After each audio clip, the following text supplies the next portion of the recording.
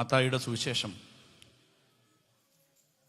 26 നമ്മൾ കേട്ട ആ ഒരു ചിന്ത കിടക്കുന്നത്. യേശുവോ മിണ്ടാതെ ഇരുന്നു.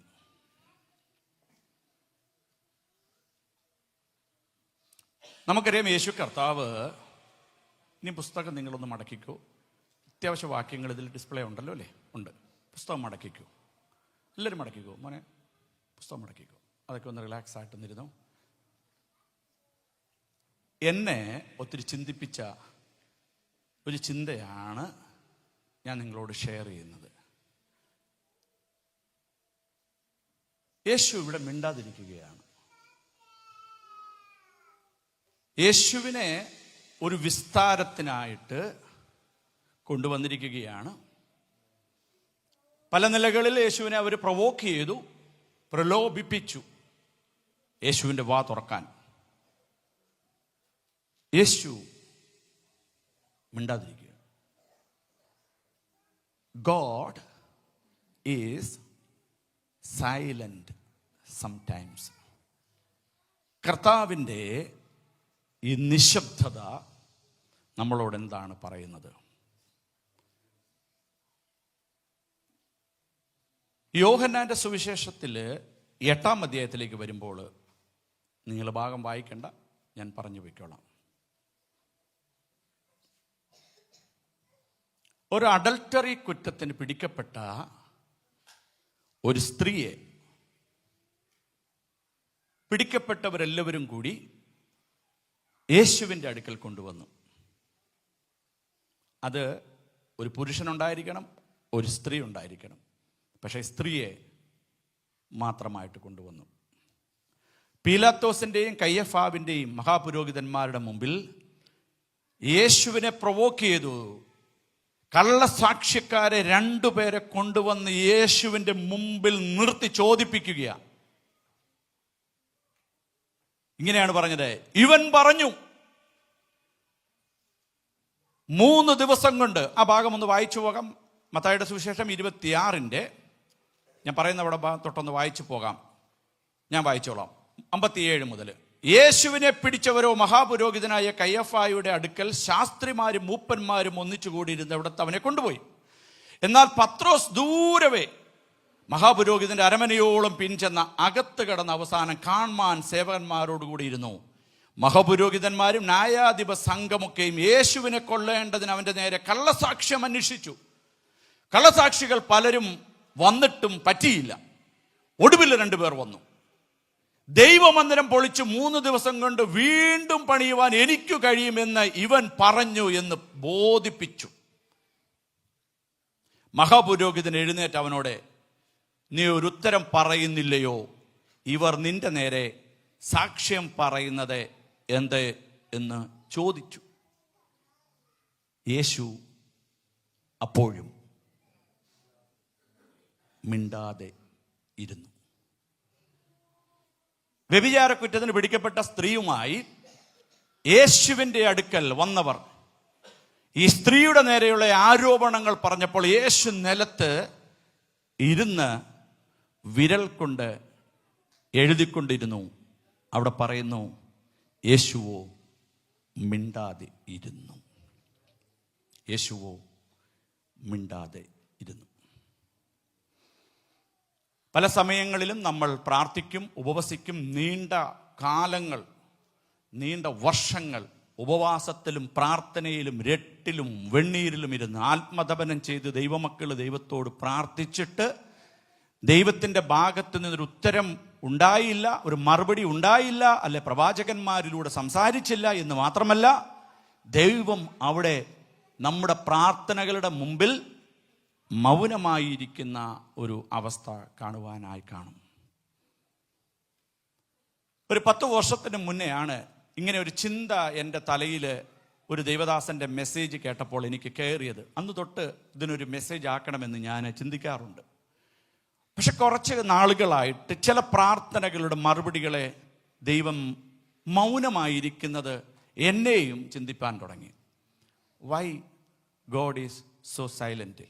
ഒരു ദിവസം എൻ്റെ ഭവനത്തിൽ ഞങ്ങളിങ്ങനെ ഇരുന്ന സമയത്ത് ഞാൻ എൻ്റെ ഭാര്യയെ നോക്കി ഞാനിങ്ങനെ പറഞ്ഞു, ഇംഗ്ലീഷിലാണ് പറഞ്ഞത്, why God is so silent. എന്നോട് ചോദിച്ചു, മെസ്സേജ് ആണോ എന്ന് ചോദിച്ചു. ഞാൻ പറഞ്ഞു, എന്നോട് ചോദിക്കുകയാണ്, എന്താ കർത്താവ് ചില സമയങ്ങളിൽ മൗനമായിരിക്കുന്നത് എന്ന്. ഞാൻ പിന്നെയും നിങ്ങളൊന്ന് ഓരോരുത്തരും ഈ മെസ്സേജ് വിട്ടിട്ട് നിങ്ങളൊന്ന് ചിന്തിച്ച് നോക്കിക്കേ, എത്ര തല പുകഞ്ഞ വിഷയങ്ങൾക്ക് വേണ്ടി ദൈവസന്നിധിയിൽ ആരും കാണാതെ നമ്മൾ കരയുന്നു, പ്രാർത്ഥിക്കുന്നു.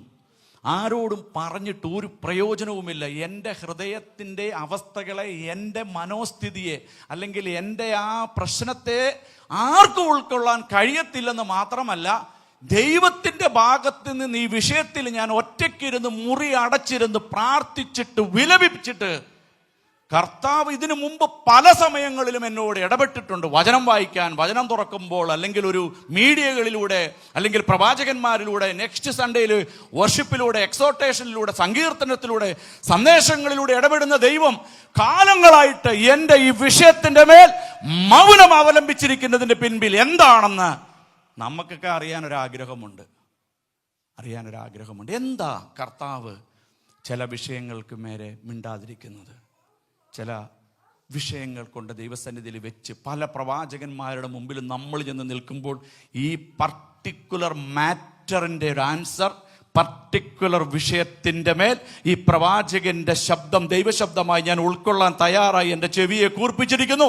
ഈ വ്യക്തിയിലൂടെ ഈ വിഷയത്തിൻ്റെ ഒരു നീക്കുപോക്ക് എന്നോട് ഇടപെടണമേ എന്ന് പ്രാർത്ഥിച്ച് ഉപവസിച്ച് നിന്നിട്ട് പോലും ദൈവം ആ വിഷയത്തെ മറന്നു കളയത്തക്ക നിലകളിൽ മൗനം അവലംബിച്ചിട്ടുണ്ട്. എൻ്റെ ജീവിതത്തിൽ ഒത്തിരി സംഭവങ്ങളുണ്ട്. എന്താണ് ഇങ്ങനെ സംഭവിക്കുന്നത്? നമ്മളെല്ലാവരും ചോദിക്കുന്ന ഒരു ചോദ്യം, എന്താ കർത്താവേ ഇത് ഒരു നീക്കുപോക്കില്ലേ ഈ വിഷയത്തിന് ഒരു മറുപടി ഇല്ലേ? അതോ ഇങ്ങനെയാണോ എൻ്റെ ലൈഫ് തീരാൻ പോണത്? ഈ ഒരു വിഷയവുമായിട്ടാണോ എൻ്റെ ജീവിത യാത്ര മുഴുവൻ? ഇത് ജീവിതത്തെ ബന്ധിച്ച് നിർത്തിയിരിക്കുന്ന ഒരു വലിയ പ്രശ്നമാണ്. ഈ ഊരാക്കുടുക്കിൽ നിന്ന് എനിക്ക് ഒരു വിമോചനമില്ലേ എന്ന് നമ്മൾ ചിന്തിക്കാറുണ്ട്. അങ്ങനെ ചിന്തിക്കുന്നവരോട് ദൈവത്തിൻ്റെ ആത്മാവിന് ഇന്നൊരു ദൂത് പറയാനുണ്ട്. വായിക്കാം. സെഫന്യാവിൻ്റെ പുസ്തകം 3-ാം അധ്യായം അതിൻ്റെ 17-ാം വാക്യം. സെഫന്യാവ് 3:17.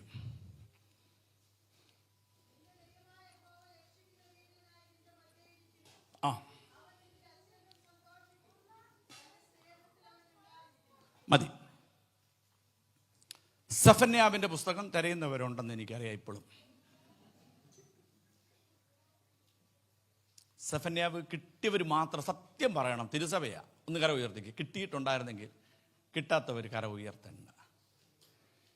നിങ്ങളെപ്പോലെ ഒരവസ്ഥയിലൂടെ പല സമയങ്ങളിലും ഞാനും കടന്നു പോകാറുണ്ട്. തൊട്ടടുത്തിരിക്കുന്നവർ വേഗത്തിൽ ബൈബിൾ എടുക്കുന്നു, നമ്മൾ തപ്പിക്കൊണ്ടിരിക്കുക. ചില സമയത്ത് തിരിച്ചു പിടിച്ചൊക്കെ തപ്പുന്നത്. ഞാൻ ഇതിനെ ജയിക്കണമെന്ന് തീരുമാനിച്ച ദൈവമക്കളെ, നമ്മളെല്ലാം തോറ്റു കൊടുക്കാൻ പറ്റത്തില്ല. എല്ലാം ഇങ്ങനെയുള്ള വിഷയങ്ങളിൽ നമുക്ക് അതിനൊക്കെ ഒരു നിശ്ചയദാർഢ്യം വേണം. ഇതിൽ തോക്കാൻ പാടില്ല. ഇനി എൻ്റെ അടുത്തിരിക്കുന്നവൻ ബൈബിൾ തുറക്കുന്നതിനേക്കാൾ ആദ്യം തുറന്നില്ലെങ്കിലും വായിക്കുമ്പോഴെങ്കിലും എനിക്ക് ആ അധ്യായം കിട്ടണം. പക്ഷെങ്കിൽ നിങ്ങൾ നോക്കിയിട്ടുണ്ടോ, ഏറ്റവും ദുർഘടം പിടിച്ച വാക്യങ്ങളൊക്കെ അടങ്ങിയിരിക്കുന്നിടത്താണ് ഈ സെഫന്യാവ് വന്ന് കിടക്കുന്നത്. ഞാൻ ചെയ്യുന്ന രീതി ഞാൻ പറയാം. നിങ്ങൾ ചെയ്യണമെന്നല്ല, ചെയ്യുകയാണെങ്കിൽ അല്പം ഈസിയാണ്. നമ്മൾ സാധാരണ ഉൽപ്പത്തി, പുറപ്പാട്, ലേവ്യ, സംഖ്യ എന്നൊക്കെ പറഞ്ഞു പോകും അല്ലേ? ഞാൻ 69-ാം വാക്യം, 69-ാമത്തെ അധ്യായമാണ് മാലാക്കി. അവിടെ എത്തുമ്പോഴത്തേന് ശ്വാസം തീരും എൻ്റെ. 39 എവിടെയെങ്കിലും ഉറപ്പിക്കാം. 39, 27. അപ്പം ഈ 39 എത്തുമ്പോഴത്തേന് എൻ്റെ ഗ്യാസ് തീരും. ഞാനൊരു പരിപാടി അങ്ങ് പഠിച്ചു.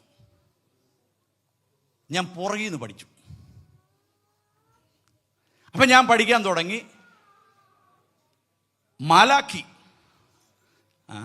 സക്കരിയാവ്, ഹഗായിക്ക് മുമ്പ് സക്കരിയാവ് ഉണ്ട്.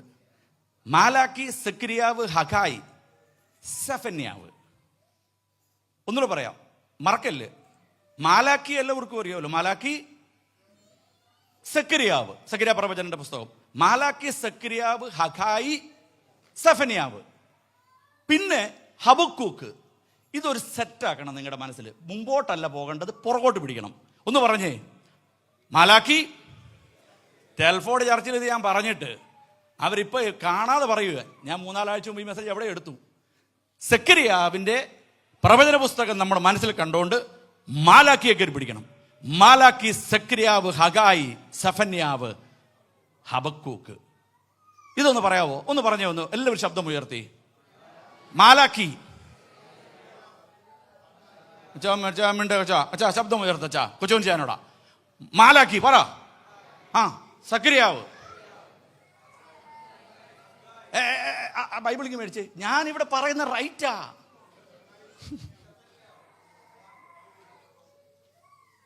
മാലാക്കി പറ, എന്നോട് ചേർന്ന് പറ. മറക്കാൻ പറ്റാത്ത നിലയിൽ ചങ്കിൽ എഴുതണം ഇത്. കാര്യം നമ്മൾ മറ്റുള്ളവരുടെ മുമ്പിൽ വീണ്ടെടുക്കപ്പെട്ട ദൈവമക്കളാന്ന് പറഞ്ഞിട്ട് നമുക്ക് ഹബക്കൂക്ക് എവിടാന്ന് പറയുമ്പോൾ ഇങ്ങനെ ഇരിക്കുക. അങ്ങനെ പറ്റത്തില്ല. മാലാക്കിയെ ഓർമ്മ വെക്കണം. മാലാക്കിക്ക് പിൻപിൽ കിടക്കുകയാണ് സെക്കരിയാവ്, അതിൻ്റെ മുമ്പിൽ ഹഗായി, അതിൻ്റെ പിൻപിൽ സഫന്യാവ്. സഫന്യാവ് എന്ന് പറയുമ്പോൾ ബാക്കിൽ നിന്ന് 4-ാമത്തെ അധ്യായം 5 നിൽക്കുന്നത് ഹബക്കൂക്കിൽ. അടുത്തത് തുടങ്ങണം നിങ്ങൾ. അടുത്തതാ പുറകോട്ടാ. നഹൂം, മീക, യോന, ആമോസ്. ഓബദ്യാവ്, ആമോസ്. 10 എണ്ണം പറയാം അല്ലേ? ഒറ്റയടിക്കെന്ന് പറയാൻ പറ്റുമോ? എന്നാ നമുക്ക് മീക തൊട്ട് പിടിച്ചാലോ? ഒന്നുകൂടെ പറയാം. സെക്കരിയ, മാലാക്കി, സെക്കരിയാവ്. നിങ്ങളെല്ലാം വായന. സ്മിത ഇവിടെ നോക്കുക. സ്മിത ഇവിടെ ഇവിടെ ഇവിടെ ഇവിടെ ലുക്ക് അറ്റ് മീ ഹിയർ. മാലാക്കി പറയണം. അടുത്ത പറ, നിങ്ങൾ പറ.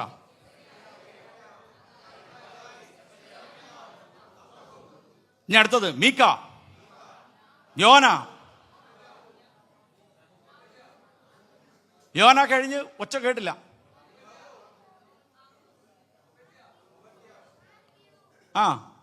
ആമോസ്. നിക്ക്. ഈ 10 എണ്ണം നിങ്ങളൊരു സെറ്റാക്കാൻ പറ്റുമോ? 10 എണ്ണം ഒരു സെറ്റാക്കണം. പിന്നെ നിങ്ങൾക്ക് ഈസിയുള്ള അടുത്തൊരു വിദ്യ പറയാം. സങ്കീർത്തനം എല്ലാവർക്കും അറിയാം. എൻ്റെ ജീവകേന്ദ്ര സങ്കീർത്തനത്തെ ബേസ് ചെയ്താണ് നിൽക്കുന്നത്, അങ്ങോട്ടോ ഇങ്ങോട്ടോ. സങ്കീർത്തനം, സദൃശവാക്യം, സഭാപ്രസംഗി, ഉത്തമഗീതം, യെശയ്യാവ്, ഇരമ്യാവ്, വിലാപങ്ങൾ, എഹെസ്കേൽ, ദാനിയേൽ, ഹോശയ. ഇത് നമുക്ക് ഈ ഒരു സെറ്റായിട്ട് പഠിക്കാൻ പറ്റും. അപ്പം നമുക്ക് ഈ കുഴപ്പം പിടിച്ചവരെന്ന് ഞാനങ്ങ് പറയുകയാണ്. നമുക്ക് ഈ പ്രവാചകന്മാരെല്ലാം അടങ്ങിയിരിക്കുന്നത് ഈ സങ്കീർത്തനത്തിനും ഈ മാലാക്കിക്കും ഇടയ്ക്കാണ്. നിങ്ങളൊന്ന് ശ്രമിച്ചാൽ ഇവരെ നമുക്ക് ബൈഹാർട്ടാക്കാം. ഒന്ന് പറഞ്ഞിട്ട് ഞാൻ സഫന്യാവിലോട്ട് വരാം. ഒന്നുകൂടെ പറഞ്ഞേ.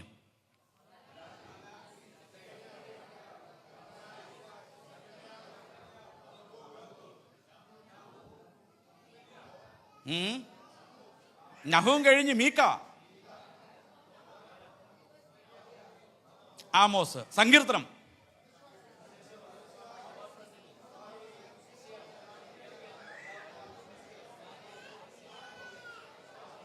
യോവൽ. ഈസിയാ അല്ലേ?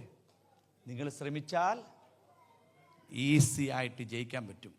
ഞാൻ ബോംബെയിൽ ചെന്ന കാലത്ത് എനിക്ക് ഈ അക്കം അറിയത്തില്ല.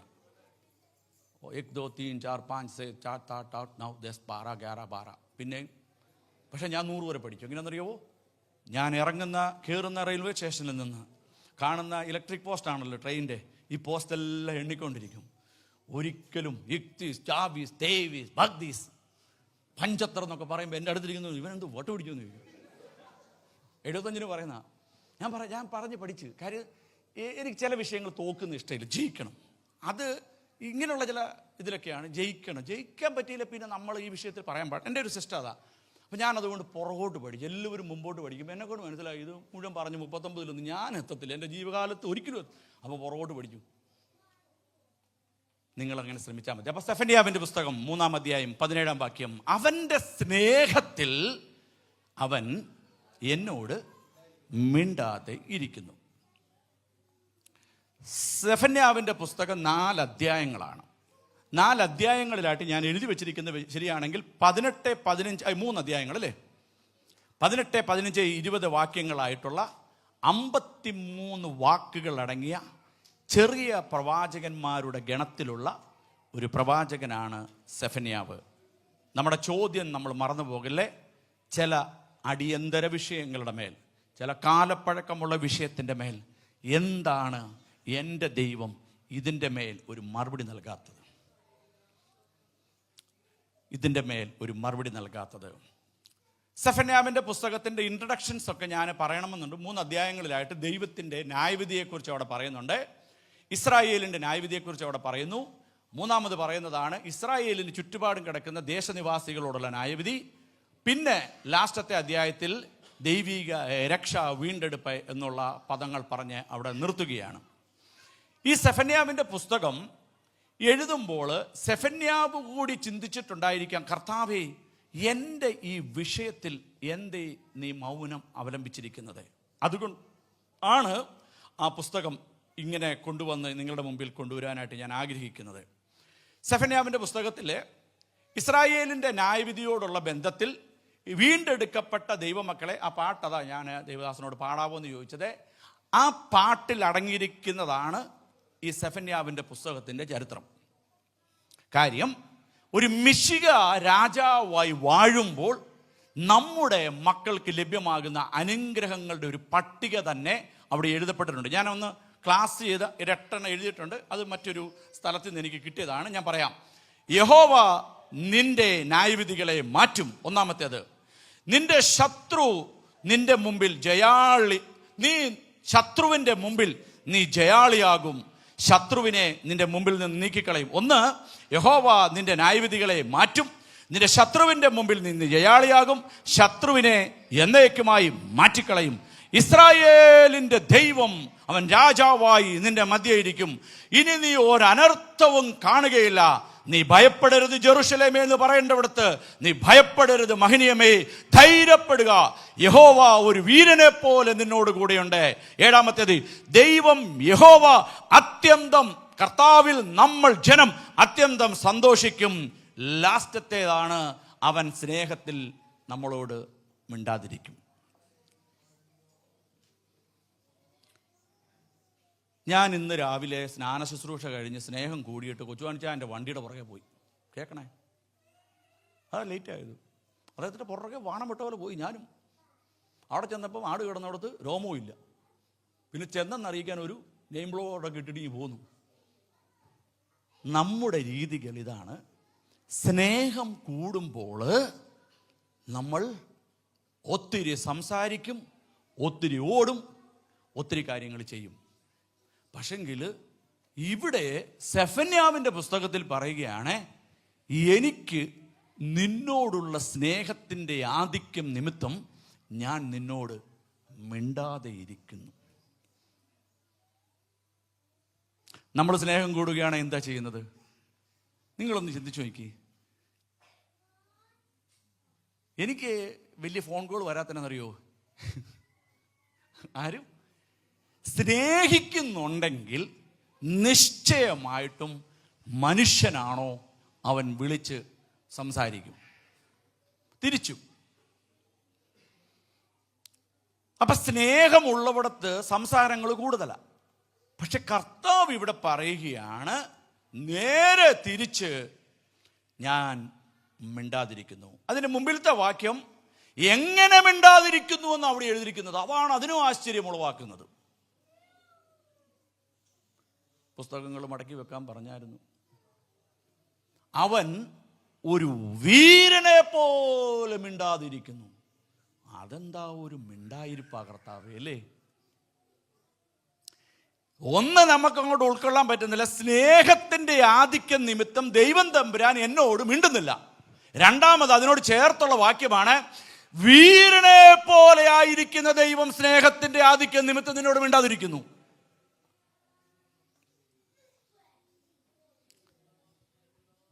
സ്നേഹം കൂടിയപ്പോൾ നമ്മളോട് മിണ്ടാതെ ഇരിക്കുന്നു.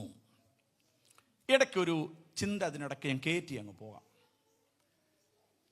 ഈ പ്രോമിസ് നമ്മൾ ചില വർഷങ്ങൾക്ക് മുമ്പ് നമ്മൾ കേട്ടത് ഗോഡ്സ് പ്രോമിസ്, ദൈവത്തിൻ്റെ വാഗ്ദത്തം. ദൈവത്തിൻ്റെ വാഗ്ദത്തം ഈ വാഗ്ദത്തത്തിൻ്റെ പ്രത്യേകത, നിങ്ങൾ 3 പേരും എഴുന്നിട്ട് വാ, ഇങ്ങ് വാ, ഇങ്ങ് വാ. ഇനി നീ എവിടെ ഇരുത്തി ശരിയാകത്തില്ല. വാ മോനെ, കുട്ടപ്പന്മാർ 3 ഇഞ്ഞു വാ. എന്തൊരു ഇണയില്ല പിണയാണോ? സ്നേഹം കൂടിയിട്ട് ഇവിടെ മിണ്ടരുതെന്ന് പറഞ്ഞു. ഫുഡൊന്നുമില്ല, ഇവിടെ വാ. നീ വാടാ ലീക്സ, ആൻ്റപ്പനെ, കുട്ടപ്പനെ, വാടാ മോനെ. നീ എത്ര നാളായി ഫ്രണ്ട് ഇരുന്നിട്ട്? വാ.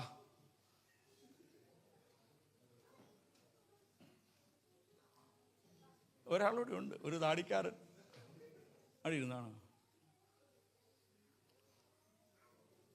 എവിടെയാ പോണത്? ഇവിടെ ഇവിടെ 3 കസാര ഇവിടെ ക്രമീകരിച്ചിരിക്കും. വന്ന് ഇവിടെ ഇരി.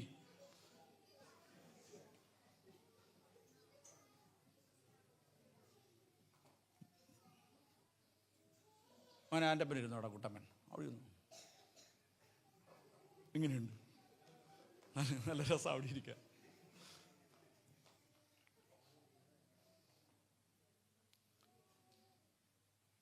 പ്രോമിസിൻ്റെ പ്രത്യേകത നിങ്ങൾ ശ്രദ്ധിക്കണമേ. നമ്മൾ കേൾക്കുന്നത് നമ്മളിൽ ക്രിയ ചെയ്യണം. കേൾക്കുന്നത്, ഞാൻ ഇപ്പോൾ ഷാലുവിനോട് മുഴങ്ങി വാ,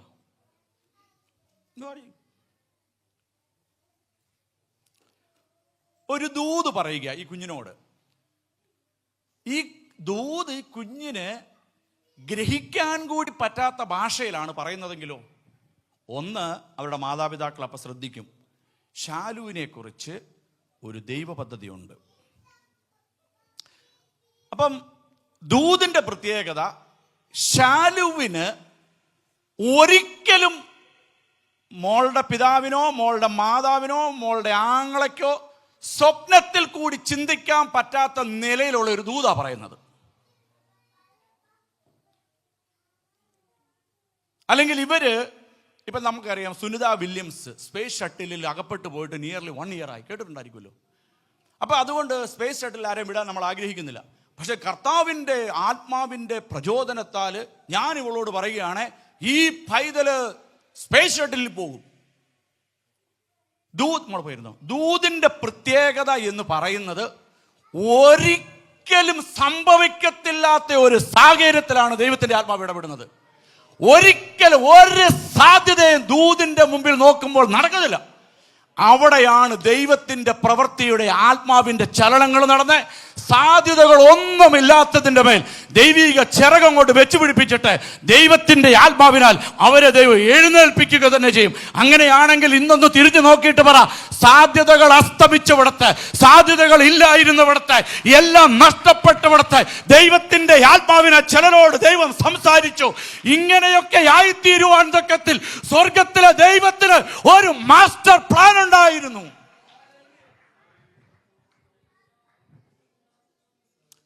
ദൂതിന്റെ പ്രത്യേകത അതാണ്. ഒരു സാധ്യതയില്ല.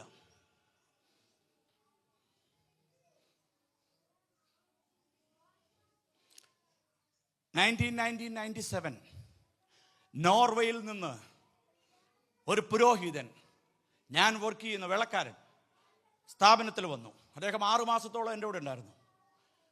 അപ്പോൾ എന്നോട് ഒത്തിരി സംസാരിക്കും. എനിക്കൊന്നും സംസാരിക്കണ്ട, ഞാൻ സ്നേഹം കൂടിയിട്ട് മിണ്ടാ നടക്കുമോ, ഭാഷയില്ല നമുക്ക്. അപ്പോൾ ഇദ്ദേഹം വിചാരിച്ചിരിക്കുന്നത് പ്രീസ്റ്റാ, ഈ വാക്യായിരിക്കും പുള്ളി, ഇവന് സ്നേഹം കൂടിയിട്ട് മിണ്ടാ നടക്കുവാന്ന്. പുള്ളി ഒരു ദിവസം പോകാൻ നേരത്തെ എന്നെ കെട്ടിപ്പിടിച്ചിട്ട് പറഞ്ഞു, ജോ, ലാസ്റ്റ് 6 months ഞാൻ നിന്നോട് കൂടിയായിരുന്നു. ഞാൻ മനുഷ്യനൊരിക്കലും മറക്കത്തില്ല. But I wanted to say something to you. ഞാൻ പറഞ്ഞു, പറ, ടെൽ എന്നൊക്കെ പറഞ്ഞു, ഇംഗ്ലീഷിലും ഹിന്ദിയിലും ഒക്കെ പറഞ്ഞു പുള്ളിയോട്. പുള്ളി നോർവേക്കാരനാണ്. God will take you to Norway one day. Or ഞാൻ നോർവേയോ അതെവിടാന്ന് അറിയത്തില്ല. അപ്പം ഞാൻ ഇങ്ങനെ എൻ്റെ മുഖം കണ്ടിട്ട് പുള്ളി പറഞ്ഞതാണ്, God will take you to Europe. Passport പോലും പണയം വെച്ചിരിക്കുന്നത് എന്നോട് പറയുവാണ്, നീ യൂറോപ്പിലെത്തുമെന്ന്. കല്യാണം കഴിച്ചിട്ടില്ല. പക്ഷെങ്കിൽ ഒരു സാധ്യതയില്ല ദൈവമക്കളെ. ഞാൻ എൻ്റെ പാസ്പോർട്ടൊക്കെ പിന്നെ കിട്ടാൻ വേണ്ടിയിട്ട് ഡ്യൂപ്ലിക്കേറ്റ് പാസ്പോർട്ട് എടുക്കേണ്ടി വന്നു. ഞാൻ പറഞ്ഞതിൻ്റെ സാരം, ഒരു സാധ്യതയുമില്ല അതിൻ്റെ പിൻപിൽ, ഒരു സാധ്യതയുമില്ല. ഒരു സാധ്യതയുമില്ല. ഒരു സാധ്യതയുമില്ലാത്തവിടത്ത് ദൈവം വന്ന് നമ്മളോട് ദൂത് പറയും. അതിനെ വിശ്വസിച്ചവരെയാണ് വിശ്വാസത്തിൻ്റെ നിജപുത്രന്മാരെ എന്ന് വിളിക്കുന്നത്. ഈ സാധ്യതകളെ നോക്കിയല്ല ഞാൻ എൻ്റെ ദൈവത്തിൻ്റെ വചനത്തെ വിശ്വസിക്കുന്നത്. ആകുന്നവൻ ആകുന്നത് പോലെ എന്നോട് സംസാരിക്കുമ്പോൾ അത് നിവർത്തീകരിപ്പാൻ കഴിവുള്ള ഒരു സർവശക്തനാവൻ.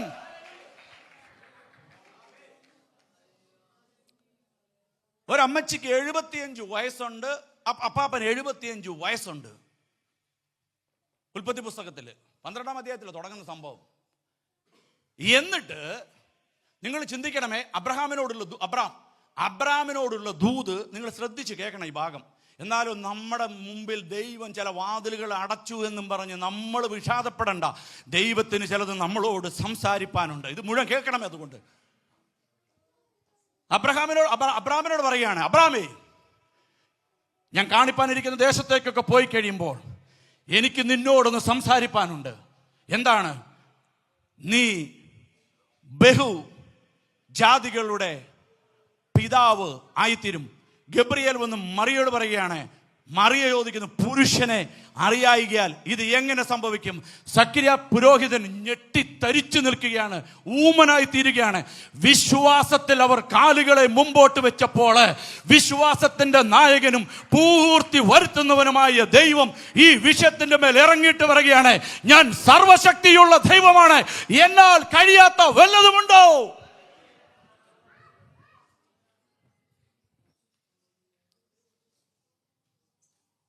ഇനി ദൈവത്തിൻ്റെ അടുത്തൊരു പ്രത്യേകത പറയാം. ഞാൻ ചെയ്യിപ്പിക്കാറുണ്ട്. കാര്യം ഒരു ദൈവപുരുഷൻ എന്നുള്ള നില ഞാൻ ചെയ്യിക്കും. ദൈവം അബ്രാമിനെ വിളിച്ചിട്ട്, നിങ്ങളെ ഭാഗം ഒന്ന് വായിക്കണം വേണമെങ്കിൽ 17-ാം അധ്യായത്തിൻ്റെ 1-ാം വാക്യം ഒന്ന് വായിക്കാമോ? 12-ലാണ് ഹാഗര ഇസ്മായേലൊക്കെ സംഭവങ്ങൾ നടക്കുന്നത്. 17-ന്റെ 1 വായിച്ചേ.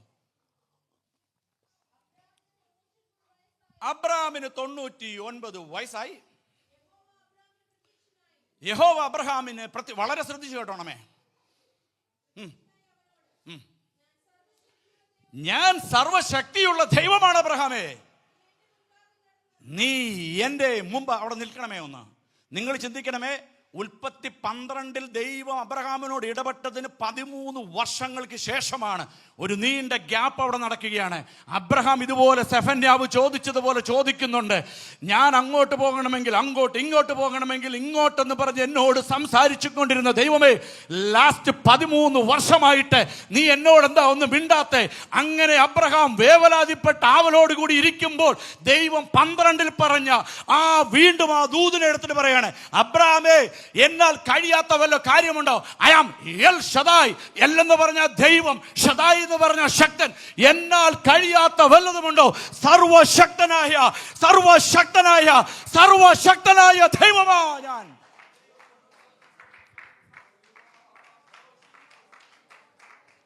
ഇത് വിശ്വസിക്കണമെങ്കിൽ അല്പം വില കൊടുത്ത് നമ്മൾ വിശ്വാസത്തിൽ നിൽക്കണം.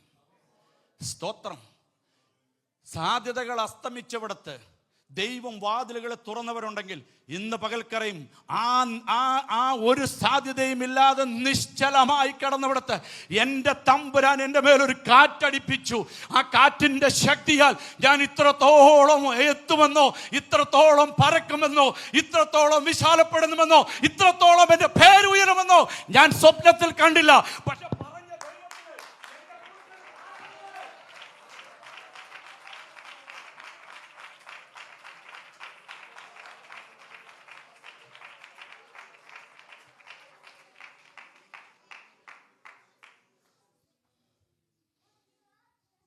ഞാൻ സർവശക്തിയുള്ള ദൈവം. കേൾക്കണമേ, ഈ ദൈവത്തിന് ഒരു പ്രത്യേകതയുണ്ട്. അബ്രാം, പേരാ അബ്രാം. ദൈവം ദൂത് പറഞ്ഞു, നിന്നെ ഞാൻ ബഹുജാതികളുടെ പിതാവാക്കി തീർക്കും. എന്നിട്ടും പറഞ്ഞു, ആകാശത്തിലെ നക്ഷത്രങ്ങളെ പോലെ തല ഉയർത്തി നോക്കി, ഭൂമിയിലെ മണൽത്തരികൾ പോലെ നീ സന്താന പുഷ്ടിയുള്ളവനായി പെരുകും. അബ്രഹാം തൻ്റെ ശാരീരിക അവസ്ഥകളെ കണ്ട് അവൻ ആശയ്ക്ക്, അബ്രാഹാമിനെ കുറിച്ച് എങ്ങനെ പറഞ്ഞത്, ആശയ്ക്ക് വിരോധമായി അവൻ ആശയോടെ ദൈവസന്നിധിയിൽ പ്രാർത്ഥിച്ചപ്പോൾ ദൈവം അടുത്ത മറുപടി കൊടുത്തതെന്നറിയോ?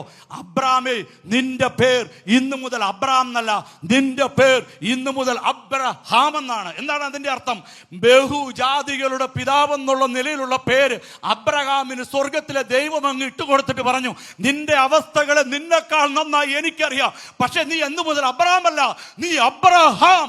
അബ്രഹാം എന്ന് പറയുമ്പോൾ തന്നെ അബ്രഹാമിന് അറിയാം, എന്നെ വിളിച്ചിരിക്കുന്നത് ബഹുജാതികളുടെ പിതാവ് എന്നുള്ള നിലയിൽ സ്വർഗം കണ്ടിരിക്കുക. ഈ തലമുറകളില്ലാത്തവരെ, ഭവനങ്ങളില്ലാത്തവരെ, വാഹനങ്ങളില്ലാത്തവരെയൊക്കെ തലമുറകളുടെ ബന്ധത്തിലൊക്കെ ഞാൻ ഇങ്ങനെ പ്രാർത്ഥിപ്പിക്കാറുണ്ട്, പോയി കുട്ടിയെടുപ്പൊക്കെ വാങ്ങിച്ചുകൊണ്ട് വരാനേ. എന്താ? കേട്ട ദൂത് നീ വിശ്വസിച്ച് ഞാനൊരു പിതാവായി തീരുന്നു, ഞാനൊരു മാതാവായി തീരുന്നു. ചിലപ്പോൾ സംസാരിക്കാൻ കഴിവില്ലാത്തവരായിരിക്കാം, പ്രസംഗിക്കാൻ കഴിവില്ലായിരിക്കാം, പാടാൻ കഴിവില്ലായിരിക്കാം, പക്ഷെങ്കിൽ ഒരു ദൂത് കേട്ടിട്ടുണ്ട്, നീ അനേകരുടെ മുമ്പിൽ നീ പുൾപിറ്റിൽ നിന്ന് നീ പ്രസംഗിക്കും, നീ പാടും എന്ന് പറയുമ്പോൾ ഉണ്ടല്ലോ, അതിനെ കേട്ടിട്ട് പറയണം, സാഹചര്യങ്ങൾക്ക് അതീതമായി പ്രവർത്തിക്കുന്ന ഒരു നല്ലവനായ ശക്തനായ ഒരു എൽ ശദായി ഇടപെടുന്നത് എന്റെ പേരവൻ മാറ്റും.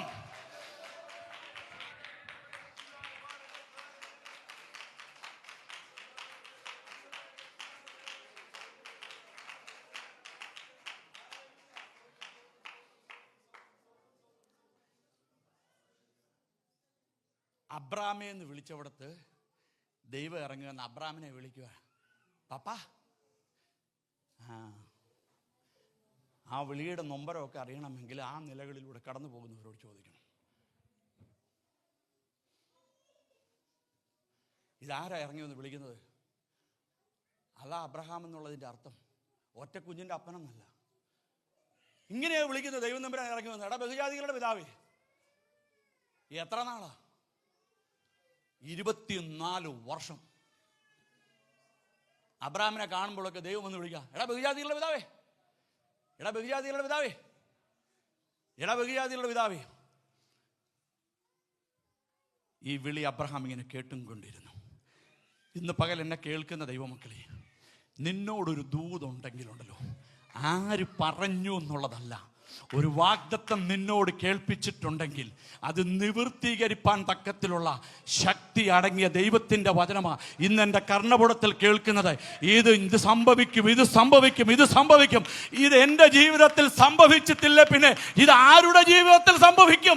വിശ്വസിക്കുന്നവർ ആ വചനത്തോടൊന്ന് പ്രതികരിക്കുന്ന നിലയിൽ ഇത് എന്നോടുള്ള ദൈവത്തിൻ്റെ ദൂതാണെന്ന് വിശ്വസിക്കുന്നവർ ഒന്ന് പ്രതികരിക്കും.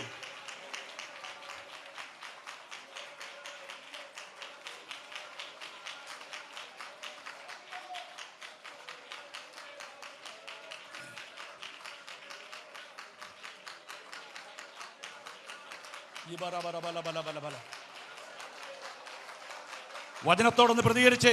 സാധ്യതകൾ അസ്തമിച്ച് കിടക്കുന്ന, കെട്ടിക്കിടക്കുന്ന വിഷയത്തോട് പറ, ഞങ്ങൾ ഇതിന്റെ മേൽ ജയിക്കും. ജയിക്കാൻ വേണ്ടി വിളിക്കപ്പെട്ടവരെ ജയാളികൾ എന്ന് വിളിക്കുന്നു.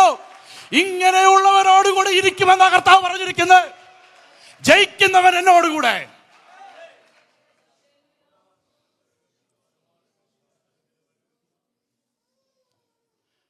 കുഴഞ്ഞു പോകല്ലേ വിഷയങ്ങളിൽ. ഞാൻ നിങ്ങളെ ആത്മാർത്ഥമായിട്ട് ശുശ്രൂഷിക്കുന്ന ഒരു ദൈവപുരുഷനാ. സ്തോത്രം. ആത്മാർത്ഥതയിൽ നിന്നും ശുശ്രൂഷിക്കുക ഞാൻ നിങ്ങളെ. അതുകൊണ്ട് കേട്ടിരിക്കുന്ന ദൂതുകളുടെ മേൽ നിങ്ങൾ അവിശ്വാസം ഇടാതെ വിശ്വാസത്തിൽ പറയണം. ഇത് എത്ര കാലപ്പഴക്കമുള്ളതാണെങ്കിലും, ഈ എത്ര സാഹചര്യങ്ങൾ എതിരാണെങ്കിലും, ഈ എത്ര പ്രതികൂലം ഇതിൻ്റെ മുന്നേ ഉണ്ടെങ്കിലും, ഈ എത്ര അസ്തമയങ്ങളുണ്ടെങ്കിലും ഞാൻ വിശ്വസിക്കുന്നു, അവൻ ഇതിൻ്റെ മുമ്പിൽ ഒരു വഴി തുറക്കും.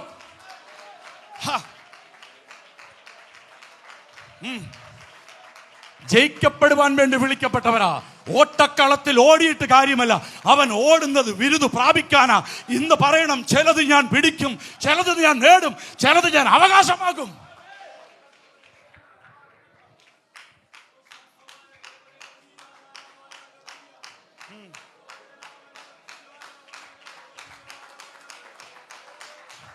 ആത്മാവിൽ പ്രതികരിക്കണമേ. എന്റെ ശബ്ദത്തോടല്ല, ഇത് ദൈവത്തിന്റെ വചനമാ. അബ്രഹാം എന്ന് കളിയാക്കിയല്ല ദൈവം വിളിച്ചത്. അവൻ സർവശക്തിയുള്ള ഓൾ സഫിഷ്യന്റ് ആയ എൽ ശദായി ആണവൻ.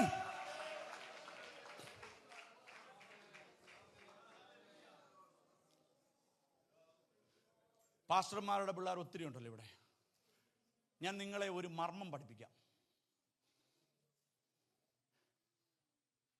എൽ ഷദായ്, നിങ്ങളുടെ പിതാക്കന്മാരോട് അല്ലെങ്കിൽ അവരെക്കാളും മൂപ്പന്മാരോട് ചോദിക്കണം.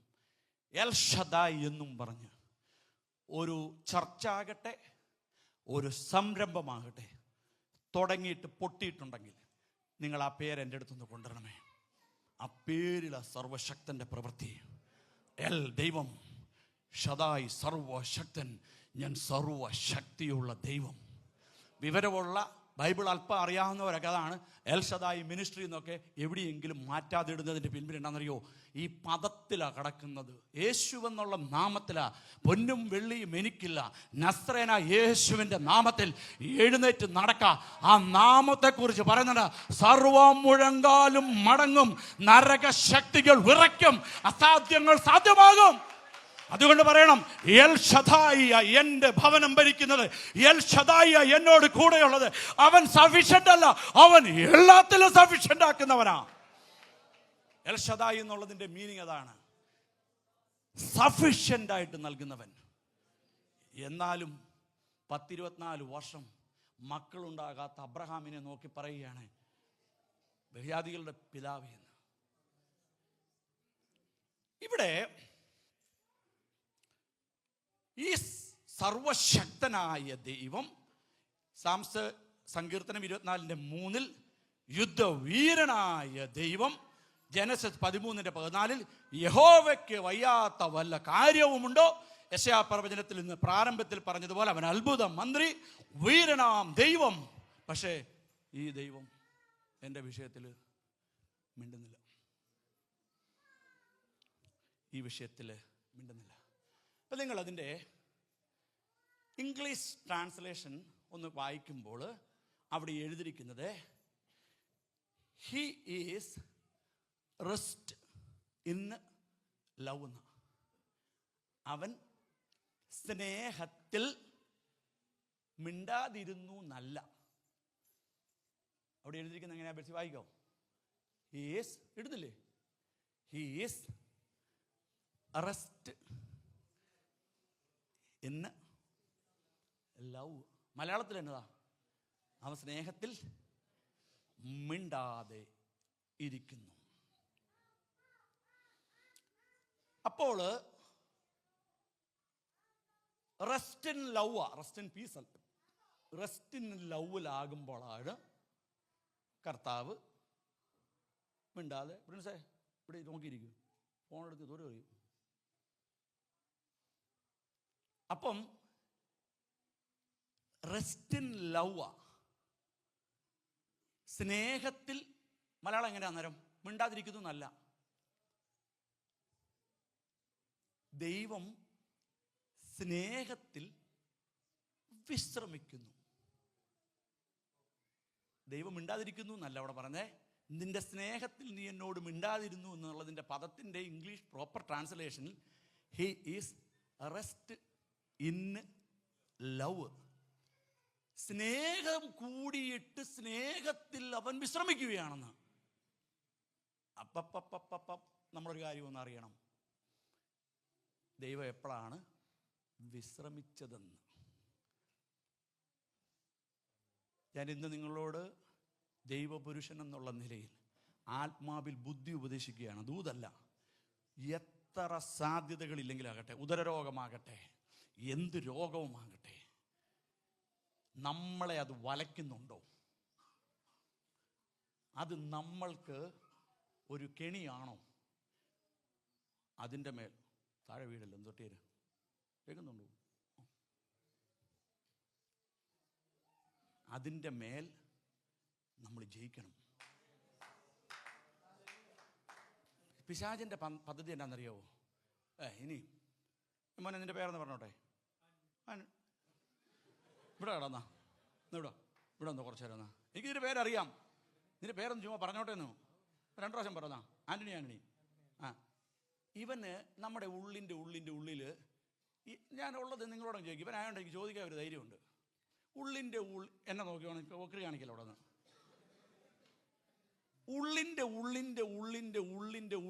ഉള്ളിൽ എവിടെയോ ഒരു പറച്ചിലുണ്ട്, അവൻ ഇവനായോണ്ട് ഞാൻ പറയാം, ശരിയാകാൻ പറയണ്ട എനിക്ക് ഇടിക്കാനാ. പക്ഷെങ്കിൽ ഇതിൻ്റെ മേലാണ് നമ്മൾ ജയിക്കുന്നത്. നമ്മൾക്ക് ഈ ഭൂമിയിൽ നമ്മളെ ജയാളികളെന്ന നരകത്തെ ഇളക്കി അവിടുത്തെ നരക കുറ്റികളുമായിട്ട് സിയോൺ യാത്രയിലായിരിക്കുന്ന സിയോൺ പ്രമാണികളായിരിക്കുന്ന നമ്മൾ, കർത്താവ് പറയുന്നു ജയിക്കുന്നവനോടുകൂടി ഞാൻ ഇന്ന് രാത്രിയിൽ ഉണ്ടാകും. അങ്ങനെ ജയിക്കപ്പെടുവാൻ വേണ്ടി വിളിക്കപ്പെട്ട് ബിരുദ പ്രാപിച്ച് ഓടുന്ന നമ്മുടെ ജീവിതത്തിൽ ഒരു പ്രാർത്ഥനാ വിഷയം പ്രാർത്ഥിച്ചിട്ട് ഉപവസിച്ചിട്ട് ആത്മദപനം ചെയ്തിട്ട് നടക്കുന്നില്ലെങ്കിൽ അത് നരകശക്തി അതിൻ്റെ മേൽ വാഴുന്നതാണ്. ഇതെൻ്റെ ഗതി എന്ന് പറഞ്ഞ് വിടുവാനല്ല. ഇന്ന് ഇത് കേൾക്കുന്ന ദൈവമക്കൾ പറയണം, ഞാനൊരു സൂത്രവാക്യം അറിഞ്ഞിരിക്കുന്നു, എൽ ഷദായി ആയവൻ എന്നോട് കൂടി ഉണ്ടെങ്കിൽ ഏത് നരകശക്തിയും എനിക്കെതിരായി വരട്ടെന്നേ, ഞാൻ അതിൻ്റെ മേൽ ജയിക്കുക തന്നെ ചെയ്യും. ഇന്ന് പറയണം, ആത്മാവിൽ പറയണം, അവൻ ഒരു വഴിയായിട്ട് വരുമ്പോൾ അൽ ഷദായി ആയവന്റെ നാമം ചൊല്ലി ഞാൻ പറയും, ഇത് ശിഥിലമാകട്ടെ. ആധിപത്യം നമ്മുടെ തോളിൽ വെച്ചിരിക്കുന്ന ദൈവത്തെ, ആധിപത്യം തോളിൽ വെച്ചിരിക്കുന്ന ദൈവത്തെയാണ് നമ്മൾ സേവിക്കുന്നത്. അവൻ പറയുകയാണ്, ആധിപത്യം ഞാൻ എൻ്റെ തോളിൽ വെച്ചിരിക്കുക. ഇന്ന് പകൽ പറയണം, റെസ്റ്റ് എന്ന് ലവ് വന്നപ്പോൾ അവൻ വിശ്രമിച്ചത് എവിടെയാണെന്നൂടെ നമ്മളൊന്നറിയണം. കർത്താവ് എപ്പോഴാണ് വിശ്രമിച്ചത്? ഒന്ന് വായിക്കാം അതിനോടുള്ള ബന്ധത്തിൽ.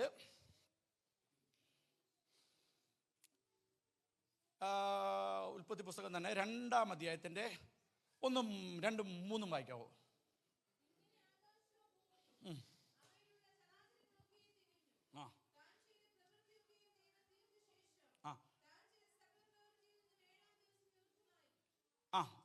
വളരെ ശ്രദ്ധിച്ച് കേൾക്കണമേ. താന് ദൈവം ചെയ്ത സകല പ്രവൃത്തികളിലും അങ്ങനെയാണോ താൻ ചെയ്ത പ്രവൃത്തിയൊക്കെയും ദൈവം, ആ വാക്കാ കിട്ടാതിരുന്നത്, താൻ ചെയ്ത പ്രവൃത്തിയൊക്കെയും ദൈവം തീർത്ത ശേഷം താൻ ചെയ്ത സകല പ്രവൃത്തിയിൽ നിന്നും 7-ാം ദിവസം കർത്താവ് റെസ്റ്റ് എടുത്തു. അപ്പൊ റെസ്റ്റ് എടുത്തു എന്ന് പറയുമ്പോൾ ആ റെസ്റ്റിന്റെ പിൻപില് ഇപ്പൊ നമ്മൾ ചോദിക്കും, ഇത് കാലപ്പഴക്കമുള്ള വിഷയമാ പാസ്റ്ററെ. ഇപ്പൊ ആന്റണിയെ എനിക്ക് പറയാൻ ധൈര്യമുണ്ട്.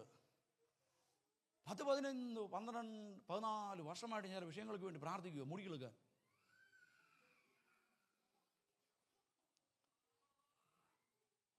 ന്യായമായിട്ട് നമ്മൾ ഉലഞ്ഞു പോകും അല്ലേ? കേട്ടിരിക്കുന്ന ദൂതനാടാ, ഓർമ്മയുണ്ടോ? ഇവനോടാ ചോദിച്ചത്, നിന്നോട്, നീ എന്തിനാ ഇട്ടു വെക്കുന്നത്? നീ എന്നോടുകൂടെ പർദീസ ഇരിക്കുമെന്നല്ല ഞാൻ നിന്നോട് ദൂത് പറഞ്ഞിരിക്കുന്നത്. എന്നതാ ബെഡ്സിക്ക് ഓർമ്മയില്ലേ? ഒരു ദൂതുണ്ട്. ഇത് നടക്കപ്പെടുന്നതിന് മുന്നേ നീയും ചാകത്തില്ല, ഞാനും ചാകത്തില്ല. അത് വിശ്വാസമുണ്ടോ? ഒന്ന് പറ വിശ്വാസം ഉണ്ടോന്ന്? ഉണ്ട്. ദൂതിൻ്റെ പ്രത്യേകത ഇതാണ്, ദൂത് നടപ്പിലാകുന്നോണം വരെ ചിലതങ്ങനെ ഇട്ടങ്ങ് വിടും. പാൻറ്റിക്ക് ഉഷാറായില്ലേ? ഇനിയാണ് ഇതിൻ്റെ കുട്ടൻസ് കിടക്കുന്നത്. നമ്മളെക്കുറിച്ച് ഒരു ദൂത ചന്ദ്രന് പോകും. ദൂതിൻ്റെ എൻഡ് പാർട്ട് കർത്താവ് കാണിക്കും. ആ ആർജവത്തിൽ സകലത്തെയും ചവറൊന്നും എണ്ണിക്കൊണ്ട് എന്നോട് കേട്ട ദൂത് ഞാൻ ഇന്നവനായി തീരുമെന്ന ആ ലക്ഷ്യത്തെ ഫോക്കസ് ചെയ്ത് നടക്കുന്നവരെയാ വിശ്വാസവീരന്മാരെന്ന് പറയുന്നത്. അവർ പ്രശ്നങ്ങൾ ക്ഷീണിച്ചു പോകത്തില്ല. കാര്യം ദൂത് കിടക്കുകയാണ്. പത്രോസൊക്കെ കാരാഗ്രഹത്തിൽ കിടന്ന് ചുമ്മാ നമ്മുടെ ഭാഷ പറഞ്ഞ കിറ്റക്സിൽ ഉങ്കി മടക്കി കുത്തി കിടന്നുറക്കുക. ദൂതൻ ചെന്ന് ഒറ്റയടി എഴുന്നേക്ക്. ദൂത് നടക്കുക തന്നെ ചെയ്യും. മുമ്പോട്ട് വേഗത്തിൽ പോകട്ടെ. അപ്പം ദൈവം ചിലതെല്ലാം ചെയ്ത് കഴിഞ്ഞിട്ട് ദൈവം നിശബ്ദനായിട്ടിരിക്കുകയാണ്. നമ്മൾ കിടന്ന് ദൈവത്തോട് ഫൈറ്റും ചെയ്യുക. കർത്താവേ, നീ എൻ്റെ വിഷയത്തിൽ ഒന്നും ചെയ്യുന്നില്ല. ഒരു വാക്യം കൂടെ വായിക്കാം. മത്തായിയുടെ സുവിശേഷം 27-ാം അധ്യായത്തിൻ്റെ 43-46 വാക്യങ്ങൾ, അല്ലെങ്കിൽ ലൂക്കോസിൻ്റെ സുവിശേഷം 23-ലും യോഹന്നാൻ്റെ സുവിശേഷം 19-30-ലുമായിട്ട് യേശു 27-50 മത്തായിയുടെ സുവിശേഷം വായിക്കാമോ? യേശു പിന്നെയും ഉറക്കെ നിലവിളിച്ചു. വായിച്ചോ? അപ്പൊ അതിനു മുമ്പും അവിടെ പക്ഷെ അങ്ങനെ ഒരു പദം എഴുതിയിട്ടില്ല. ഞാൻ ഈ കഴിഞ്ഞ ദിവസം ഇതൊക്കെ ഇങ്ങനെ പഠിച്ചത് ഇങ്ങനെ ഇരുന്ന് യേശു പിന്നെയും, അപ്പം മുന്നേയും നിലവിളിച്ചു. അങ്ങനെയല്ലേ? അല്ല, യേശു നിലവിളിച്ചെന്ന് എഴുതിയ പോരെ ന്യായമായിട്ടും. പക്ഷെ അവിടെ എഴുതിയിരിക്കുകയാണ് യേശു. നിങ്ങൾ ആ ഭാഗം ഒന്ന് ശരിക്കും വായിക്കണമേ. അത്യുച്ചത്തിൽ നിലവിളിച്ചും കൊണ്ട് തൻ്റെ പ്രാണനെ വിട്ടു. എന്താ സംഭവം എന്നറിയാവോ? എന്നാ സംഭവം? റെസ്റ്റ് ഇൻ ലവ് അല്ല. യേശു നിലവിളിക്കുക പിതാവിനോട്. പിതാവിൻ്റെ ഭാഗത്ത് നിന്ന് ഒരു മറുപടിയുമില്ല. പിതാവിൻ്റെ ഭാഗത്ത് നിന്ന് ഒരു മറുപടിയില്ല. നിവൃത്തികേട് കൊണ്ട് വിളിച്ചു വയ്ക്കുക, പിതാവേ നീ എന്നെ കൈവിട്ടതെന്തേ? യേശു ക്രൂശിൽ കിടക്കുകയാണ്. നിലവിളിയോട് നിലവിളി. പിതാവ് ഒന്നും മിണ്ടുന്നില്ല. അവിടെ എഴുതിയിരിക്കുകയാണ് യേശു പിന്നെയും നിലവിളിച്ചു. ആ നിശബ്ദതയിൽ ദൈവമുഖം കണ്ടിട്ട് തൻ്റെ പ്രാണനെ ദൈവകരങ്ങളിൽ ഏൽപ്പിച്ചു. എന്നിട്ട് ദൈവം അവിടെ പറയുന്നു, കർത്താവ് പറയുന്നുണ്ട്, സകലതും നിവൃത്തിയായിരിക്കുന്നു.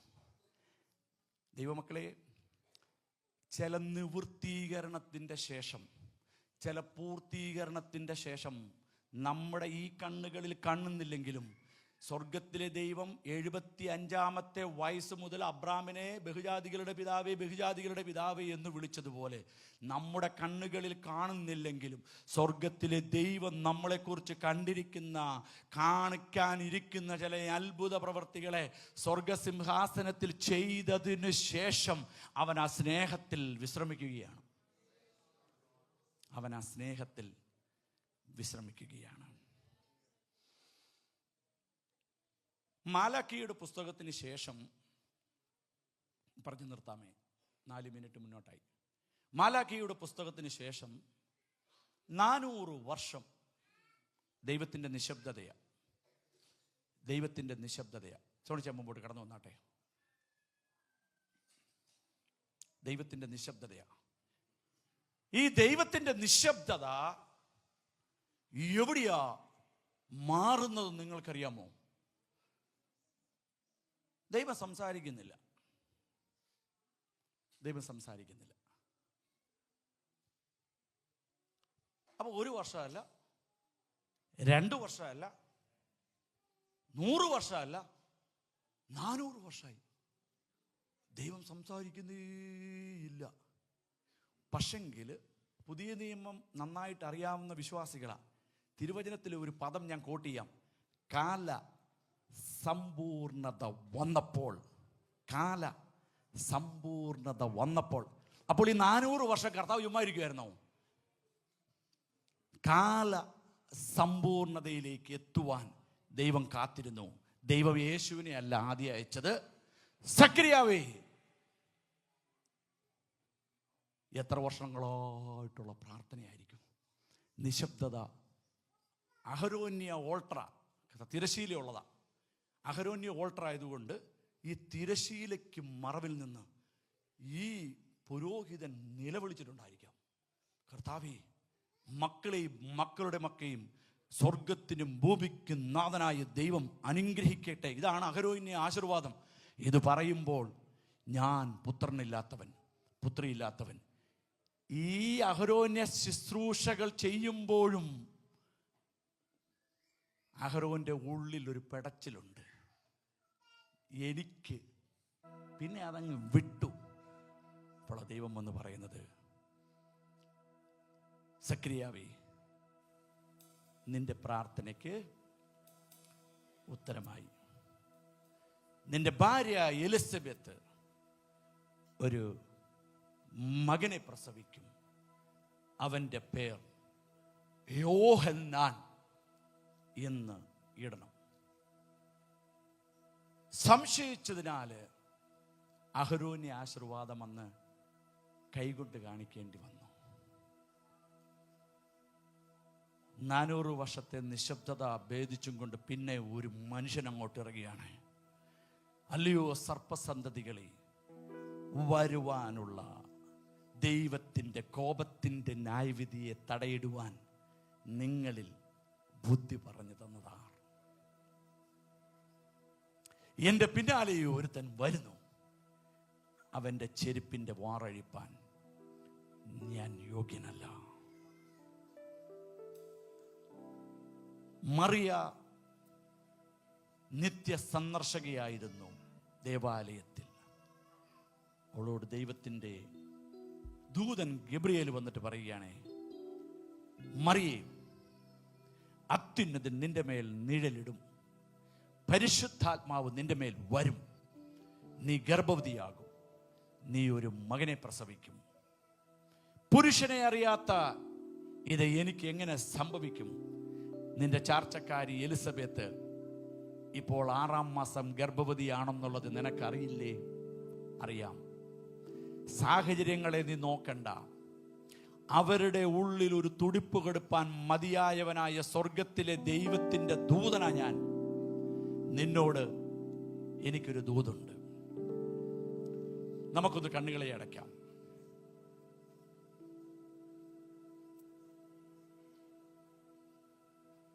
കർത്താവിനോട് പറയാം. നമ്മുടെ ഇടയിൽ നിങ്ങൾ ശ്രദ്ധിച്ചാൽ മതി, ഒരു പാസ്റ്റർ വരാറുണ്ട്. അസംബ്ലീസ് ഓഫ് ഗോഡിൻ്റെ ഒരു പാസ്റ്ററാണ്. കർത്താവിൻ്റെ ദാസൻ്റെ പേര് എൻ പീറ്റർ. 2017 കൊച്ചുവനച്ചാനും ബിനതയ്ക്കും ആന്റണിക്കും ഓർമ്മയുണ്ട്. ആ ദൈവപുരുഷനെ വെച്ച് ഞങ്ങൾ ഈ മാഞ്ചസ്റ്ററിൽ ഒരു കൺവെൻഷൻ വെച്ചു. 3-4 കുടുംബം ഞങ്ങൾ, ആന്റണി, പ്രിയ കൊച്ചുമോൻ, 2 സഹോദരങ്ങൾ. സമ്പത്ത് വേണം, വലിയ കൺവെൻഷൻ അറേഞ്ച് ചെയ്യണം. ദർശനമതാ, ആൾക്കാരെ വിളിച്ചു കൂട്ടുവീൻ. എൻ്റെ വാക്കിനോട് ഇവരെല്ലാം നീതി പുലർത്തി. ഒരുമിച്ച് ഞങ്ങൾ പ്ലാൻ ചെയ്തു, പ്രാർത്ഥിച്ചു. ലോട്ട്സൺ ആന്റണിയെയും കൂടെ വിളിച്ചു, പാടാനും കൂടെ. തലേദിവസം രാത്രിയിൽ ഞങ്ങളൊരു പ്രെയർ മീറ്റിംഗ് സുബുഡ് ഹാളിൽ കൂടി. കൊച്ചുവനച്ചാൻ്റെ വീട്ടിൽ ഗസ്റ്റ് ഉണ്ടായിരുന്നു, അവർക്കൊന്ന് വരാൻ കഴിഞ്ഞില്ല. ഈ ബെറ്റ്സിക്ക് ഓർമ്മ കാണും, ഈ ദൈവദാസൻ എന്നോട് ചോദിച്ചതാ, 7 ദിവസം ഹാഫ് ഡേ ഉപവസിക്കാമോ എന്ന്. അതിനുള്ള ആൾക്കാരെ സെലക്ട് ചെയ്യാൻ 7 കുടുംബം വേണം. എൻ്റെ അടുത്ത് ജ്ഞാനദാസ് എന്നും പറഞ്ഞ മഹനീയത്തിൽ പണ്ട് ശുശ്രൂഷിച്ച ദൈവദാസൻ ഇരിക്കുന്നു. വേറൊരു ദൈവദാസനെ ഇരിക്കുമ്പോൾ എൻ്റെ തല ഇങ്ങനെ താണു. 7 കുടുംബം ഇല്ലെന്ന് ഞാൻ പറഞ്ഞു. എത്ര കുടുംബമുണ്ട്? കൊച്ചുവൻചാൻ അന്ന് വന്നിട്ടില്ല. ഉപവസിക്കാവോ എന്ന് ചോദിച്ചു. പാസ്റ്റർ ഉപവസിക്കാവോ എന്ന് ചോദിച്ചു. ഞങ്ങൾ ആ ദേവദാസൻ്റെ വാക്ക് കേട്ട് ഉപവാസം പ്രഖ്യാപിച്ചു. 375 പേരുടെ ഞങ്ങൾക്ക് തലയെണ്ണാൻ പറ്റി ആ ഹോളിൽ. എനിക്ക് കിട്ടിയിരിക്കുന്ന കണക്ക 4 കുടുംബമായിരിക്കുന്ന ഞങ്ങൾ അധികം ഒന്നും കഷ്ടപ്പെട്ടില്ല. കർത്താവിൻ്റെ മുഖത്തേക്ക് നോക്കി 375 പീപ്പിൾ വന്നു ആ മീറ്റിങ്ങിന്. ഞങ്ങൾ പോകാൻ നേരത്ത് കൊച്ചുവൻചാൻ ഒരു കവർ കൊണ്ട് ദൈവദാസന് കൊടുത്തു. 1200 പൗണ്ടിൻ്റെ ചെക്ക. ദൈവകൃപയാൽ ഇന്നുവരെ ആ ചെക്ക് അദ്ദേഹം ബാങ്കിൽ സബ്മിറ്റ് ചെയ്തിട്ടില്ല. ലോട്ട്സൺ ആന്റണി നമ്മുടെ ക്ഷണം മാത്രം സ്വീകരിച്ചെത്തിയതാണ്. 400 പൗണ്ട് കൊടുത്തു. അത് കഴിഞ്ഞ് അദ്ദേഹം അതങ്ങ് പോയി. നിങ്ങൾ പറ, ഈ എൻ പീറ്റർ വന്നാൽ ഈ സഭയെ ഞാൻ വിളിക്കണോ വേണ്ടയോ? നമ്മുടെ ഇല്ലായ്മയുടെ കാലത്ത് നമ്മളെ സ്നേഹിച്ച് നമ്മൾ കൊടുത്ത സമ്പത്ത് പോലും വേണ്ട, സ്വന്തം ഫ്ലൈറ്റ് ടിക്കറ്റിൽ വന്ന് നമ്മുടെ സഭ വളരണമെന്ന് ആത്മാവിൽ ആഗ്രഹിച്ച് പ്രാർത്ഥിച്ചിട്ട് കൊടുത്തത് മടക്കി തന്നിട്ട് പോയ ദേവദാസനാണ് ഇന്ന് അസംബ്ലീസ് ഓഫ് ഗോഡിൻ്റെ നല്ല സൗത്ത് ഇന്ത്യയിലെ ഏറ്റവും വലിയ മലയാളി കോൺഗ്രിഗേഷന്റെ പാസ്റ്റർ. അദ്ദേഹം ബൈബിൾ കോളേജിൽ പഠിക്കുന്ന കാലത്ത് അദ്ദേഹം പറഞ്ഞത് ഞങ്ങളോടൊക്കെ, നമ്മളോടെല്ലാം ചോദിക്കും നിങ്ങൾ എന്തായി തീരണം. ഓരോരുത്തർ പറഞ്ഞു 10 കുടുംബമുള്ള സഭയുടെ പാസ്റ്ററാകണമെന്ന്. ഇദ്ദേഹം പറഞ്ഞ മറുപടി വളരെ പ്രശസ്തമാണ്. 1000 പേരുള്ള സഭയുടെ പാസ്റ്ററെന്ന്. പഠിപ്പിച്ച ചോദിച്ച പാസ്റ്റർ ചിരിച്ചു. പാസ്റ്റർ ആരാണെന്ന് നമുക്കറിയത്തില്ല. എൻ പീറ്ററിനെ ലോകം അറിയാൻ തുടങ്ങി. നീ വിശ്വസിക്കാൻ തയ്യാറാണെങ്കിൽ നമ്മുടെ ഇല്ലായ്മയുടെ കാലത്ത് നമ്മളെ സഹായിച്ചവരെ നീ മറക്കാതിരുന്നാൽ, അയ്യോ അത് കൂട്ടത്തിൽ പറയാം. ഈ അടുത്ത് നമ്മളിവിടെ സുരേഷ് കുമാർ എന്നല്ല വായി വന്ന സുരേഷ് ബാബു പാസ്റ്ററെ വന്നു. സുരേഷ് ബാബു 2000 പൗണ്ടിന്റെ ചെക്ക് കൊടുത്തു, മേടിച്ചില്ല. I don't want your money എന്ന് ഇന്ന് വരെ എബിസൺ ബ്രദർ ഉണ്ടല്ലേ, ഇന്ന് വരെ അത് വാങ്ങിച്ചിട്ടില്ല. ചിലർക്ക് പണമല്ല ശുശ്രൂഷ. സഭകളുടെ വളർച്ച കണ്ട് ആത്മാവിൽ സന്തോഷിക്കുന്ന ദൈവദാസന്മാർ അവരൊക്കെ. നമ്മൾ ആൾക്കാർക്ക് ദയവായിട്ട് നിങ്ങൾ വിലയിടരുത്. ഒരു വ്യക്തിക്കും വിലയിട. ന്യായാസനത്തിന്റെ മുൻപിൽ നീ നിൽക്കുമ്പോൾ നിന്റെ വായിൽ നിന്ന് വന്ന ഓരോ വാക്കിനും നമ്മൾ കണക്ക് ബോധിപ്പിക്കേണ്ടവരാണ്. ഇന്നത് പറഞ്ഞിട്ടുണ്ടോ എന്ന് ചോദിക്കുന്നത് പിശാചായിരിക്കും. നീ പറഞ്ഞതല്ലേ എന്ന്. ഞാൻ അതുകൊണ്ട് ചില കാര്യങ്ങളിലൊക്കെ എന്നോട് പൊതുവെ പറയാറുണ്ട് ഏകാധിപത്യ മനോഭാവമാണ്. എന്താണെന്നറിയോ, എനിക്ക് എൻ പീറ്ററിനെ മറന്നാൽ ഞാൻ മഹനീയത്തിനെ മറക്കുന്നതിന് തുല്യമാണ്. നമ്മളെ സഹായിച്ചവരെ നമ്മൾ ജീവനോടെ ഈ ശ്വാസം ഉള്ളിടത്തോളം കാലം നമ്മുടെ സഭയ്ക്ക് വേണ്ടി ഇടിവിൽ നിൽക്കുന്നവരെ, കരയുന്നവരെ നമ്മൾ മറക്കരുത്. അവർക്ക് വേണ്ടി നമുക്കൊന്നും ചെയ്യാൻ പറ്റിയില്ലെന്ന് പറയണം. അവരെ ദൈവം ഉപയോഗിക്കട്ടെന്ന് ചെയ്യും. അനേകരുടെ കണ്ണുകളെ ഒപ്പാൻ ദൈവം അവരെ സഹായിക്കട്ടെന്ന് ചെയ്യും. നമ്മളോടുള്ള സ്നേഹത്തിൻ്റെ ആധിക്യം നിമിത്തം കർത്താവ് മിണ്ടാതിരിക്കുകയാണ്. ഈ ക്രിസ്തീയ ജീവിതം എത്ര പേർക്ക് ഇഷ്ടമാണ്? എല്ലാവർക്കും ദൈവസന്നിധിയിലൊന്ന് എഴുന്നേക്കാം. ഇതിനെ ക്രിസ്തീയ ജീവിതം എന്ന് പറയുന്നത്, ഞാൻ നിങ്ങളോട് ഒരു പദം കൂടെ ചേർത്ത് പറയാം. അല്പം കട്ടി കൂടിയതാണ്, എനിക്കറിയാം. പറയാതെ പോയ ഈ വചനത്തോട് എനിക്ക് നീതി പുലർത്താൻ കഴിയത്തില്ല. അതുകൊണ്ടാണ് എന്നോട് പലതും ഇങ്ങനെ പറയും, ചോദിക്കും, പാസ്റ്റർ അത് അറിഞ്ഞില്ലേ? നന്നായി അറിയുന്നു ഞാൻ. ഈ പാസ്റ്റർമാരുടെ ഓൺ മക്കളൊന്ന് കൈപൊക്കിക്കേ. നിങ്ങളുടെ അപ്പനോ അമ്മയോ ശുശ്രൂഷയിലാണെങ്കിൽ, അല്ലെങ്കിൽ ഭാര്യ ഭർത്താവ്, രൂപം കൈപൊക്കി. മക്കളെ താത്തോ, ഒരു പ്രത്യേകത ഞാൻ പറയാം. ഇപ്പം ഞങ്ങൾ സുഹൃത്തുക്കളാണ്. അപ്പം ഞങ്ങൾ തമ്മിലൊന്ന് അടി വെച്ചെന്നിരിക്കട്ടെ. അല്ല, ഞങ്ങളുടെ സുഹൃത്തുക്കൾ, ഞങ്ങൾ തമ്മിൽ ചെറിയൊരു ഇതുണ്ട്. അപ്പം ഞാൻ അറിഞ്ഞു ഈ ഷാലുവിനെ പിടിച്ചാൽ നല്ല പൊട്ടീര് കൊടുത്തോണ്ടിരിക്കുവാന്ന്. ചുമ്മാ കാരണമില്ലാതെ അടിയോടടി. അപ്പം ഞാൻ അറിഞ്ഞു, ജിക്സൺ എന്നെ വിളിച്ചു പറഞ്ഞു, ബെറ്റ്സി വിളിച്ചു പറഞ്ഞു, ഇവിടെ ഭയങ്കര യുദ്ധമാണ്. ആ ദിവസങ്ങളിൽ ഞാൻ ഇടപെടത്തില്ല. സത്യം, എൻ്റെ ക്യാരക്ടർ, ഞാൻ ഇടപെടത്തില്ല. സോൾവ് ആകട്ടെന്ന് വെക്കും. അപ്പോൾ ഷാലുവിന് സോണിച്ചാന് കണ്ടാ പേടിയായി നിൽക്കുക. ആ ഒരു അന്തരീക്ഷമാണ് എൻ്റെ അടുത്ത് നിൽക്കുന്നതുകൊണ്ടാണ്. അവർ തമ്മിലൊരു വിഷയമില്ല, നിങ്ങൾ ഞാൻ ഉണ്ടാക്കരുതേ, ഞങ്ങൾ തമ്മിലും ഇല്ല. അപ്പം ഞാൻ ഈ തക്കം നോക്കിയിട്ട് ഷാലുവിനോട് വിളിച്ചിട്ട് പറയുക, മോളെ നിന്റെ അപ്പനുണ്ടല്ലോ ക്രൂരൻ. ഞാൻ ഔട്ട്സൈഡറാ. ഇത് അപ്പൻ മകൾ ബന്ധ. അടിച്ചെന്നിരിക്കും, തോടിച്ചെന്നിരിക്കും. ഇവള് പറയും, പാസ്റ്ററങ്കിളെ, അങ്കിളെ തന്നെ ചിലപ്പം വിളിക്കത്തില്ല. അതെ, എൻ്റെ അപ്പനാ. പിശാചിന്റെ തന്ത്രങ്ങളെ നിങ്ങൾ അറിയാത്തവരായി തീരരുത്. ഒരു വ്യക്തിയുടെയും വാക്ക് കേട്ട് നമ്മൾ, ഒരു വ്യക്തിയോട് എനിക്കൊരു സ്നേഹം, വേറൊരാളുടെ വാക്കിന്റെ പുറത്ത് നമ്മുടെ അഭിപ്രായം മാറരുത്.